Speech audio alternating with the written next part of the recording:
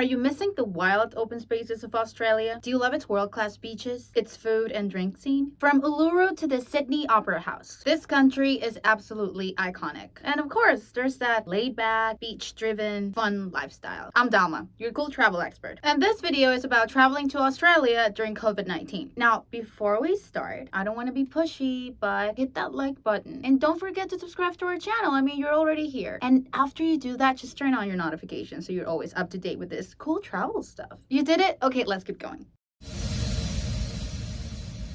If you're a citizen or permanent resident in Australia, or your immediate family is, and you haven't been in African countries where the Omicron variant has been detected and spread within the past 14 days, here are the countries I'm talking about, by the way, you must show evidence that you have been vaccinated at least 7 days prior to international travel to Australia, with the vaccine approved and recognized by the Therapeutic Goods Administration. Australia considers you to be fully vaccinated if you have completed a course including a mixed dose of currently accepted vaccines and dosages for the purposes of travel, which include 2 doses at least 14 days apart of AstraZeneca, Pfizer, Moderna, Sinovac, or 1 dose of Johnson & Johnson. 7 days must have passed since the final dose of vaccine in a course of immunization for you to be considered fully vaccinated. You must also show evidence of a negative COVID-19 PCR test taken 72 hours of your flight's scheduled departure to your airline when you checking for a flight to travel into Australia. Now, people who show proof that they cannot be vaccinated for medical reasons can also travel to Australia without an exemption. But what about non-Australian travelers? Well, I'm sorry to announce that you cannot travel to Australia at this point in time, even if you're vaccinated with a recognized vaccine. However, rules are constantly changing, so we recommend you to keep up to date by visiting the government's website or checking our channel regularly. I'll leave the link of the official government's website in the description below. Now, if you can't travel to Australia, here's the documentation you need. First thing is an international COVID-19 vaccination certificate as evidence of vaccination. You can get your iVisa through the MyGov portal right here. Link in description. The next thing you need to complete is the Australian Travel Declaration, an online form that you'll need to complete before arriving to Australia. It must be completed 72 hours before your flight, but not earlier than 7 days. Now, you don't need to pay for an Australia Travel Declaration if you process it directly on the government's website. And you'll be able to complete it by downloading the mobile Australia Travel Declaration app from the App Store or the Google Play Store. You can also complete it by visiting this link. And yes, I will leave all the links, including the app links, in the description below. Now, the last thing you will need will be the PCR test result taken 72 hours prior to your arrival in Australia. And once you get to the airport, it's just a matter of showing evidence of vaccination, your PCR test results, and your Australia Travel Declaration. Australia is no longer having quarantine, meaning that individual states and territories can take their own decisions because the previous strict regulations in terms of quarantine have been dropped. For example, New South Wales and Victoria have dropped quarantine for fully vaccinated travelers and for children under 12. On the other hand, requires a 14-day quarantine. Now, for foreigners, and once travel restrictions change, you will need to bring all of these documents along with a valid passport and a visa. The Australian visa is called Electronic Travel Authorization, or ETA, but it's normally called Australia eVisa. And there are 2 ways to get it. You can download the Australian Electronic Travel Authority app for free from the App Store or Google Play Store, links in description below,